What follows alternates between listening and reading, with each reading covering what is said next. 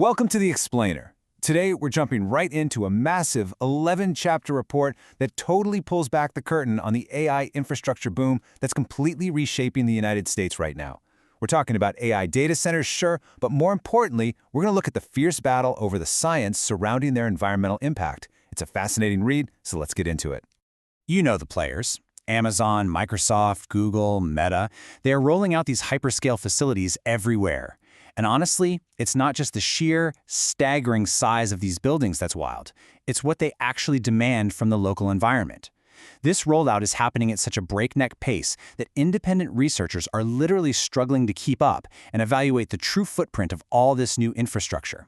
So to make sense of this, we're relying on a super comprehensive document put together by a Colorado-based research organization called Virtualization Options LLC. It's basically designed to help us navigate the absolute maze of conflicting claims about AI's physical footprint. Whether you are a policymaker, a community advocate, or just someone trying to figure out what's happening in your own backyard, this report is a crucial guide to sorting through the heavily contested evidence about where and exactly how these data centers get built. Okay, here's our roadmap. We are going to look at resource demands from chapters 1 and 2, broad environmental costs in chapters 3 and 4, the battle over research integrity in chapter 5, and then some really conflicting case studies in chapter 9. Now, the report also gets into some heavy carbon accounting disputes in chapters 6 through 8 and wraps up with policy recommendations in chapter 11, but today we're going to synthesize the core of all this using chapter 10. Let's dive in. All right, Section 1, Resource Demands, Power and Water, covering chapters 1 and 2. Chapter 1 dives straight into the heavily contested numbers around power consumption, and the North American Electric Reliability Corporation, or NERC, makes the electricity crisis incredibly clear. They basically confirm that our existing electrical grids and our whole planning process simply were not designed to handle the massive, sudden load requests we're seeing from these data centers. It is, quite literally, shocking the system. Then, in Chapter 2, we hit this invisible cost, which is massive water usage.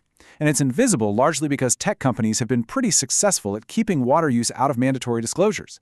I mean, electricity gets all the headlines, right? But these server banks run hot, and those evaporative and adiabatic cooling systems require just enormous quantities of fresh water. As AI workloads ramp up, they are drawing super heavily from local water supplies, which is a massive detail that just totally vanishes from a lot of policy discussions.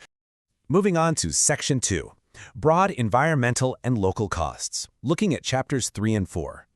So Chapter 3 starts looking at the broader issues, things like electronic waste and how this impacts regional grid decarbonization. But Chapter 4, that really zeroes in on the local human element. The people actually living next to these things are facing very tangible risks. We're talking noise, visual blight, impacts on property values, just a relentless hum from massive generators. And the economic payoff for hosting all this? It's surprisingly low. For the sheer scale of the infrastructure going in, these facilities actually create very few permanent, long-term jobs for the community. Now for Section 3, the battle over evidence and research bias, which is the core of Chapter 5. This is where things get really fascinating. Chapter 5 identifies 3 distinct types of research that are completely shaping the narrative right now. First, you have industry-aligned research, funded by tech companies, which consistently puts out lower impact estimates, but often lacks peer review. Then, advocacy groups lean the other way, pushing much higher estimates, but with varying levels of scientific rigor. But here is the real shocker. The credibly independent research from places like Princeton and Carnegie Mellon, the most reliable data we have, is actually the least likely to be cited in regulatory proceedings. It's a profound systemic flaw. And it goes beyond just white papers. The report objectively documents that federal agencies, the ones traditionally tasked with environmental assessments, are facing administrative pressure to accelerate permitting and soften their findings. So this is really about the erosion of institutional independence. When the federal bodies that are meant to protect the public interest are pressured to deprioritize climate analysis just to speed up construction, the public is essentially left navigating this incredibly complex issue completely blindfolded. All right, Section 4, Conflicting Case Studies, straight from Chapter 9. To really ground this, Chapter 9 looks at specific cases, like the Northern Virginia groundwater situation.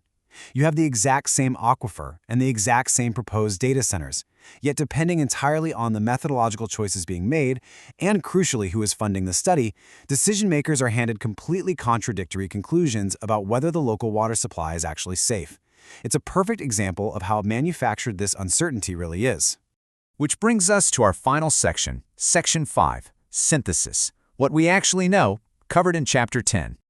So, while carbon accounting methodologies and specific policy solutions are fiercely debated over in Chapters 6 through 8 and again in Chapter 11, an honest synthesis in Chapter 10 confirms one absolutely undeniable fact. The energy demand required for this AI infrastructure is massive, and it is aggressively expanding. We really can't let the fog of conflicting, industry-funded reports distract from that baseline reality. The sheer scale of resources needed for this technological shift is enormous, and acknowledging that plain fact is the first, absolutely necessary step to responsible planning. I'll leave you with this final thought. As these data centers continue to multiply across the country, how are local communities supposed to cut through this biased research to make truly informed decisions about their own backyards? If the 11 chapters of this report show us anything, it's that the data itself is a battlefield. Ultimately, it's going to be up to informed citizens and rigorous, independent science to demand clarity. Thanks for joining me for this explainer. Keep asking the tough questions, and seriously, always check the source of the evidence.